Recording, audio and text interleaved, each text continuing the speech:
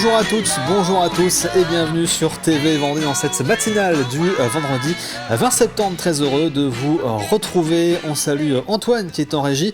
Vous ne l'aviez pas vu d'ailleurs hier, il était un petit peu malade, mais il s'est bien remis, peut-être un petit peu trop d'ailleurs. Nous avons reçu il y a quelques instants notre invitée du jour, Laurence Richard, accueillante familiale à domicile. Elle est venue nous présenter son métier. Vous retrouvez d'ailleurs son interview dès ce matin sur tvvendée.fr. Et si vous souhaitez réagir à l'actualité du jour, le numéro du WhatsApp officiel est affiché juste en dessous. N'hésitez pas à nous envoyer un petit message pour nous parler de l'actualité, ou aussi pourquoi pas de la météo qui est faite dans votre commune ce matin. On passe au titre justement de l'actualité du jour. Nous prendrons aujourd'hui la direction de Paris où se tenait hier la dernière grande conférence de presse du Vendée Globe. Les 40 skippers étaient présents pour ce dernier rendez-vous avant l'ouverture du village aux Sables d'Olonne le 19 octobre prochain. L'occasion de prendre la température auprès de l'organisation et de certains concurrents. Nous irons du côté de Fontenay-le-Comte. La région vient d'y inaugurer le premier campus à 2 pas de Vendée, un nouveau lieu dédié aux étudiants pour leur faciliter l'accès aux cours et leur mettre à disposition un espace de travail et de partage. Pour finir, nous irons faire une rencontre avec la famille d'un pilote américain dont l'avion s'est crashé à Esnay en 1944. Ils ont fait le déplacement depuis les États-Unis. La commune commémore actuellement les 80 ans de cet événement et plusieurs activités autour de la Seconde Guerre mondiale y sont organisées. On se tourne maintenant vers votre météo d'aujourd'hui avec un grand et beau soleil pour ce matin. Il fera 13 à 14 degrés. Profitez-en puisque dans l'après-midi, les pluies vont commencer à faire leur apparition par l'est du département avec des averses assez importantes mais localisées dans l'est de la Vendée et quelques nuages sur la côte. Il fera néanmoins relativement chaud avec 24 degrés. Le point sur les marées du jour avec donc pour aujourd'hui une basse mer à midi 11, pleine mer 6h03 et 18h27. Le passage du Gois lui sera au plus bas et au plus praticable à 13h20, coefficient 113-115 et je vous rappelle que c'est les grandes marées actuellement jusqu'à demain. Donc vigilance si vous allez vous promener ou pratiquer la pêche à pied sur le littoral vendéen actuellement en tout cas pour ce week-end. On fait le tour également des marchés du jour, 3 marchés ce matin avec celui de Bellevigny de 9h à 12h30, c'est donc sous les Halles. Saint-Hilaire-des-Loges 9h midi, c'est sur la place du Champ de Foire et puis également le marché du Poiret-sur-Vie de 7h30 à 13h sur la très bien nommée place du marché. Un point sur vos conditions de circulation avec ce matin les traditionnels bouchons aux entrées des principales agglomérations vendéennes à l'heure de l'embauche bien sûr et puis pas mal de travaux à vous signaler si vous allez en direction de la Charente-Maritime. Je rappelle que le pont du Brau est fermé jusqu'au 21 octobre. Une déviation est actuellement en place. Des travaux également sur l'autoroute A83 à hauteur du péage de Montélu où il est vivement conseillé de réduire sa vitesse. Travaux également sur la départementale 978 lorsque vous arrivez sur la commune de Esnay en venant de La Roche-sur-Yon. La circulation pourrait être réduite à une voie et puis toujours ces travaux sur la 4 voies entre les Sables d'Olonne et La Roche-sur-Yon avec des perturbations donc à hauteur de la Motachard de Sainte-Flève-des-Loups et lorsque vous arrivez sur La Roche-sur-Yon. Et en ce 20 septembre, nous fêtons les Dévis ce matin. Bonne fête donc à l'ensemble des Dévis qui nous regardent sur TV Vendée. Et puis un petit dicton pour conclure cette semaine. Le coq en septembre chantant la matinée annonce une abondante rosée. On va espérer tous donc que le coq ne chante pas trop pour les jours à venir et pour que la pluie ne soit pas trop présente notamment ce week-end. On passe maintenant à l'actualité du jour, voici le flash.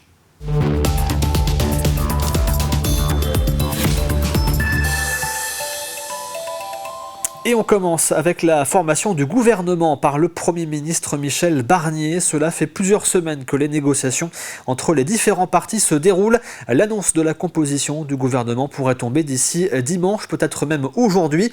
Et parmi les noms évoqués, celui du sénateur vendéen Bruno Retailleau. Il pourrait faire son entrée au ministère de l'Intérieur. C'est ce qu'a déclaré Laurent Wauquiez, le chef de file des députés LR à ses troupes. Bruno Retailleau a été pour rappel président du Conseil général de la Vendée de 2010 à 2015, président de la région Pays de la Loire en 2016 et 2017 et est actuellement sénateur de la Vendée depuis 2004 et chef de file des sénateurs LR. C'est dans un mois, à une journée prête, le 19 octobre prochain, que le village du Vendée Globe ouvrira ses portes au Sable d'Olonne. Pour cette 10e édition, ils seront 40 skippers au départ. Ils étaient tous réunis hier matin à la scène musicale à Paris pour une grande conférence de presse. La dernière occasion de prendre la température auprès des organisateurs et des concurrents à quelques semaines de ce grand rendez-vous. Notre journaliste Alexandre Lenaour était sur place et a pu échanger avec le président du Vendée Globe et avec la plus jeune skippeuse au départ de l'Everest des mers.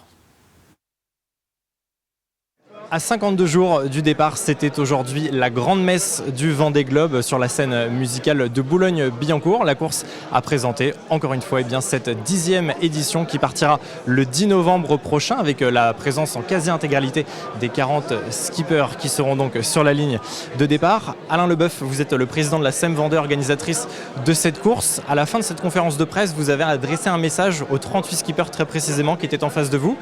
Qu'avez-vous souhaité leur dire ? Écoutez, j'ai voulu leur dire au nom de la Vendée, à qui cette course appartient, je voulais leur souhaiter un merveilleux périple. Je leur demande de nous faire rêver, de continuer à nous faire rêver à travers ces images incroyables qu'ils vont nous envoyer, à travers ces histoires qu'ils vont nous construire, ces histoires qu'ils vont nous partager. Nous avons besoin de rêver. Vous êtes capables de nous faire rêver. C'est ce que je vous demande. La Vendée est fière de l'organisation de cette course qui va être vue par des millions de Français, mais aussi d'étrangers. Donc bravo à nos 40 skippers qui vont partir sur ces océans, qui quelquefois réserveront des surprises qui correspondront à des belles mers, mais des fois aussi à des mers très agitées, à des mers violentes. Merci de nous faire partager ces émotions qui seront les vôtres. Nous qui serons sur Terre, on a besoin de ces belles images. Merci d'avance. Justement, parmi les skippers qui seront sur la ligne de départ le 10 novembre prochain, il y a Violette d'Orange qui est avec nous aujourd'hui. Violette, à 23 ans, vous êtes la benjamine de cette flotte. Ce sera pour vous le premier Vendée Globe sur l'IMOCA Devenir. Racontez-nous, Violette, qu'est-ce qui va se passer sur ces prochaines semaines avant le mois de novembre ?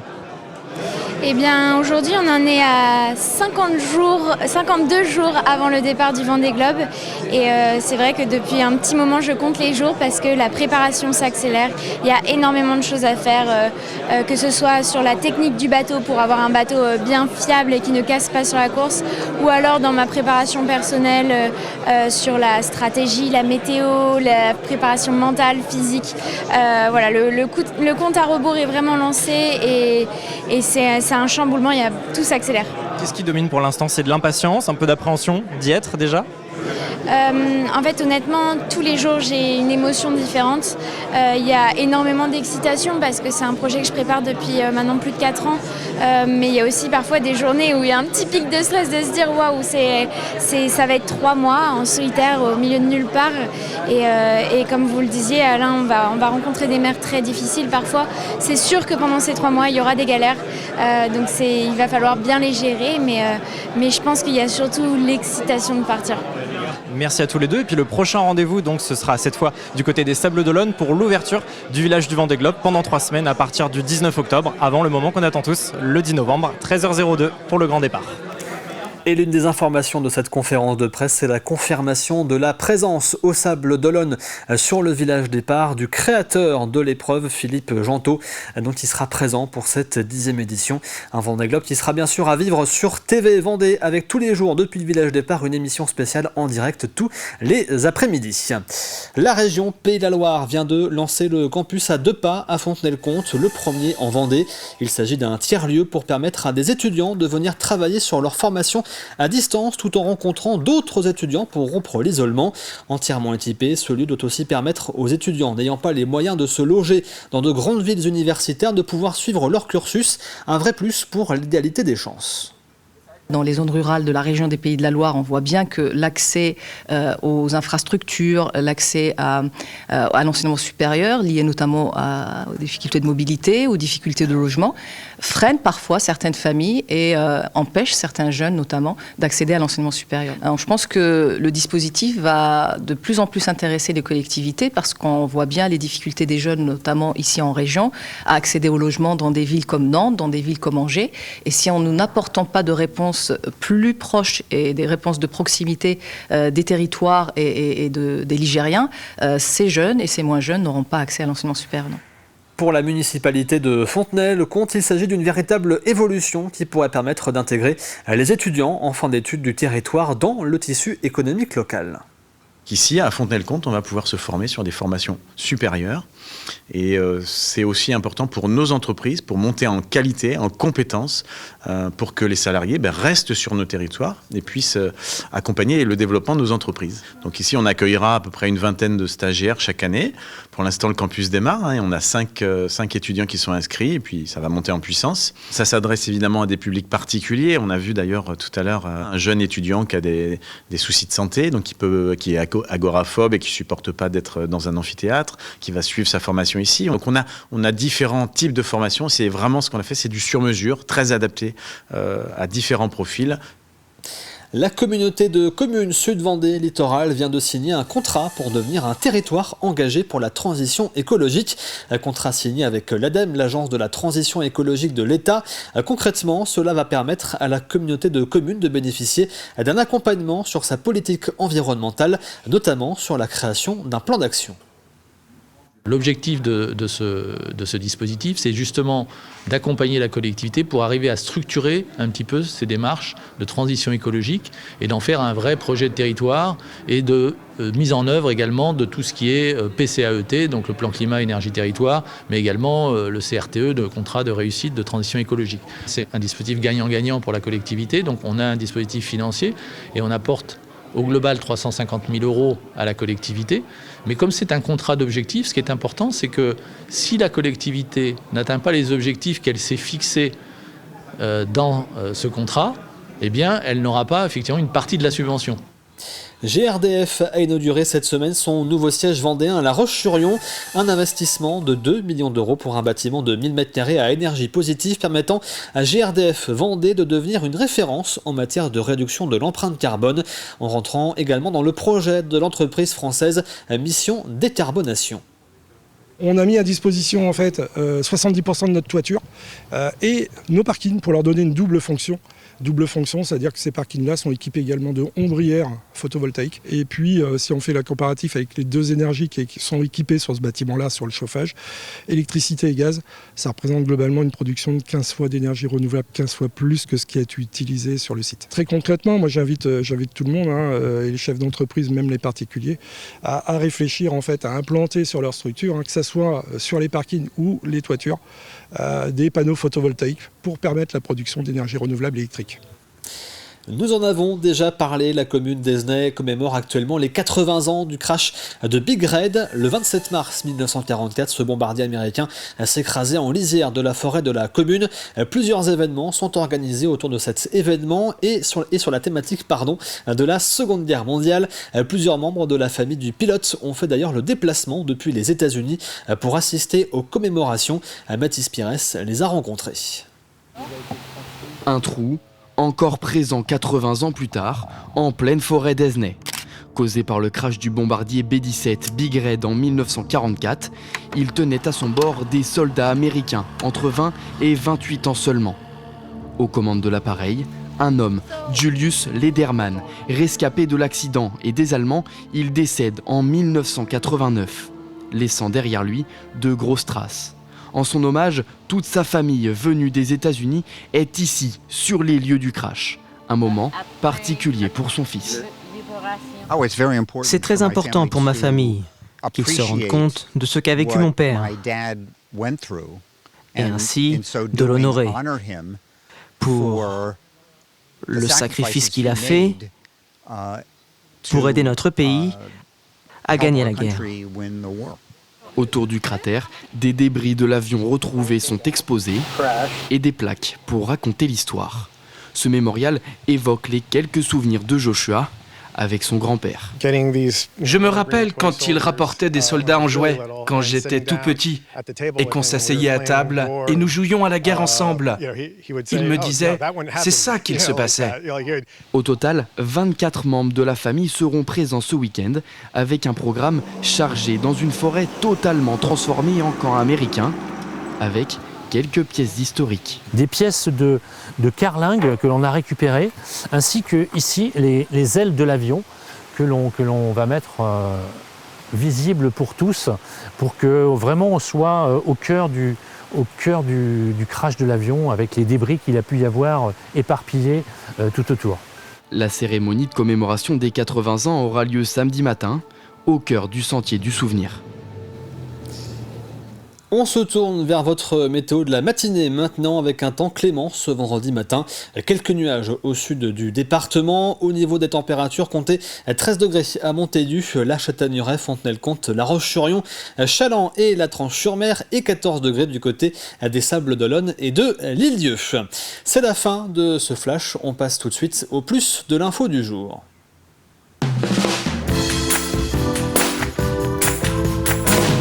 Et le plus de l'info aujourd'hui est consacré à l'association départementale d'aide au maintien à domicile et qui vient d'emménager dans des nouveaux locaux.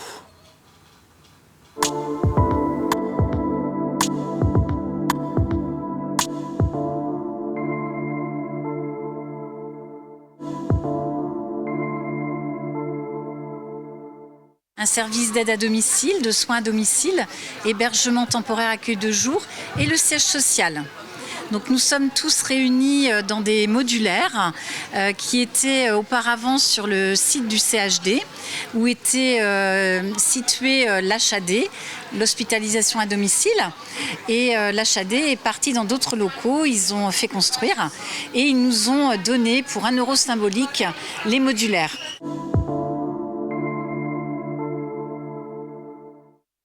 Les modulaires, c'est 750 mètres carrés de bureaux qui sont arrivés à 1 km du CHD sur le quartier du Moulin Rouge avec à côté de l'école, à côté de l'EHPAD du Moulin Rouge et à côté de nos services hébergement temporaire accueil de jour. Donc on est tous rassemblés et des modulaires qui sont recyclés. C'est une seconde main.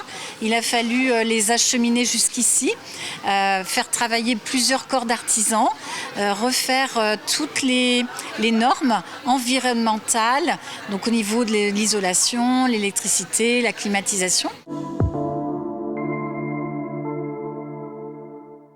Dans les locaux, vous avez les professionnels du service de soins, du service d'aide à domicile, les coordinatrices, les infirmières coordinatrices, les responsables de secteur, le siège social avec toute l'équipe administrative départementale.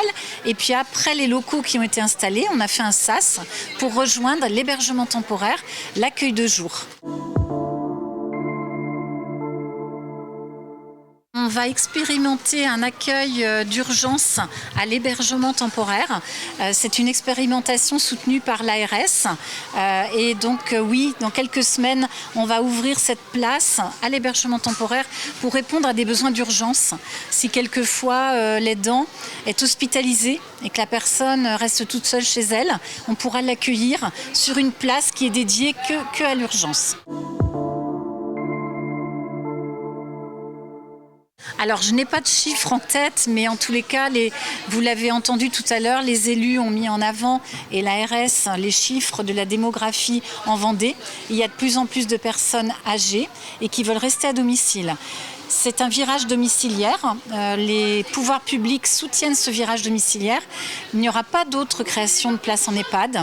Et l'idée, c'est de soutenir le domicile pour que les personnes âgées puissent rester le plus longtemps possible chez eux.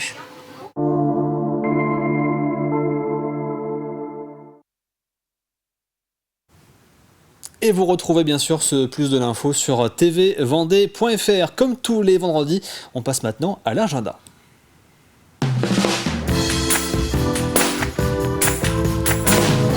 Prenez de quoi écrire, voici les événements et les rendez-vous à ne pas louper pour ces prochains jours.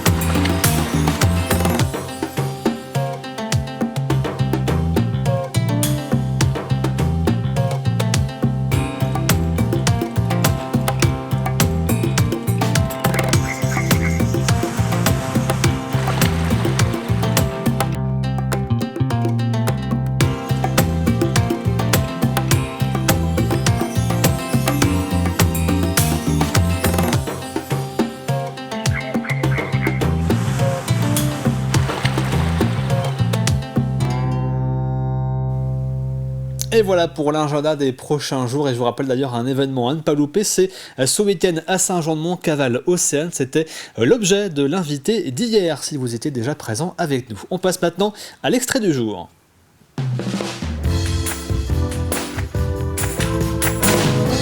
Et l'extrait aujourd'hui, c'est l'émission Sans détour présentée par Hervé Leroc.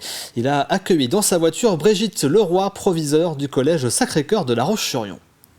Qu'est-ce qui reste du pédagogue chez toi? De la prof de maths? Tout, en fait. Ah bon? Ah oui, oui. Parce que...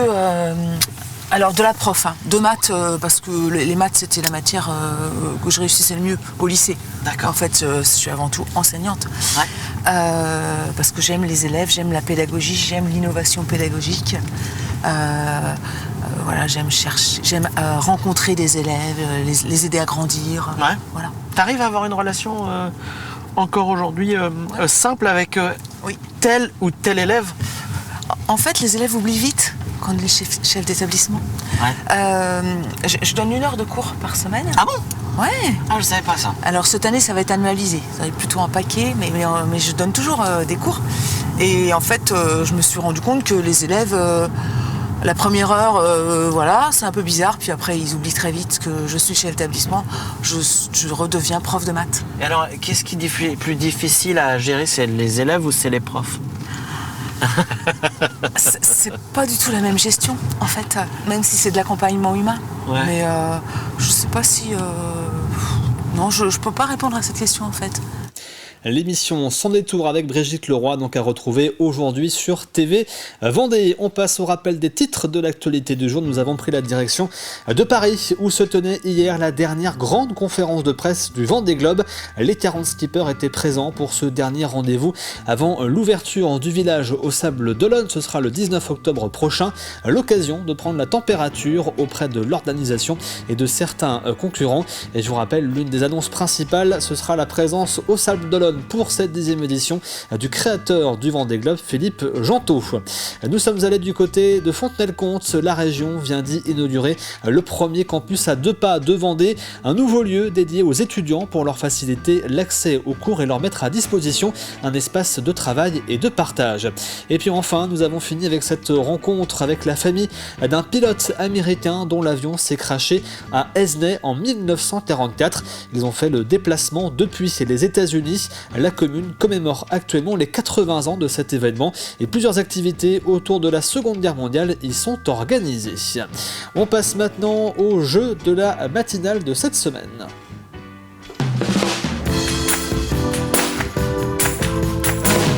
Et attention, c'est le dernier jour, dernier indice donc de la semaine. Je vous rappelle qu'il y a à gagner 2 places pour assister en VIP à la finale de l'Open de Vendée de tennis. Ce sera le 6 octobre prochain au Vendespace.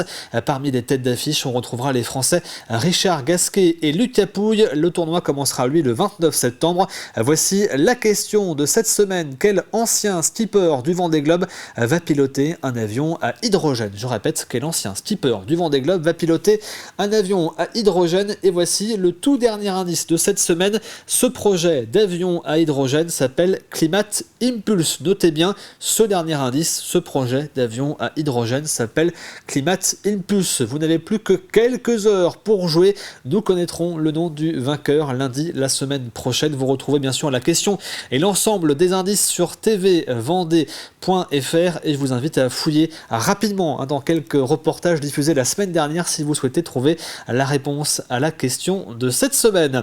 On arrive à la fin de cette matinale. Vous retrouvez l'actualité à 12h30 avec le journal présenté par Aurélien Huard. Quant à moi, je vous souhaite un très bon week-end et je vous dis rendez-vous lundi matin 7h pour la matinale. À bientôt.